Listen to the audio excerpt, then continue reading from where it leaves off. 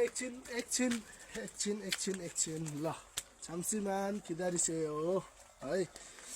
यो चाहिँ एकदमै बेसिक रूपमा पढ्दै गरेको हाम्रो इपिएस छिङ्गुहरूको लागि जो पनि हैन भर्खर बेसिक रूपमा पढिराख्नु भएको छ अथवा यो भिडियो उहाँहरूको आफन्तहरू कसैले तपाईहरुको आफन्त कसैले पनि पढ्दै गर्नु भएको छ भर्खर 2-3 महिना भने एकदमै विशेष ध्यान दिने भन्नु होला, किनकि हाम्रो जग बलियो भयो भने घर बलियो हुन्छ। त्यसरी नै यहाँनिर तपाईहरुले बेसिक एकदमै बलियो बनाउनु भयो भने पछि एडभान्स चाहिँ एकदम इजी लाग्न थाल्छ र अहिले बेसिक नै बिग्रियो भने पछि पढ्न मन नलाग्ने हैन अप्ठ्यारो लाग्ने अब चाहिँ म सक्दैन जस्तो लाग्ने हुन्छ। त्यही भएर अहिले बेसिक चाहिँ एकदमै ध्यान दिएर पढ्नु होला है।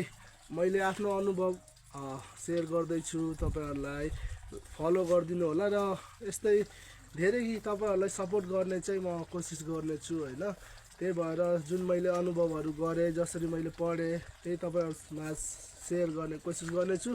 फलो गरिदिनु होला है छिङ्गु।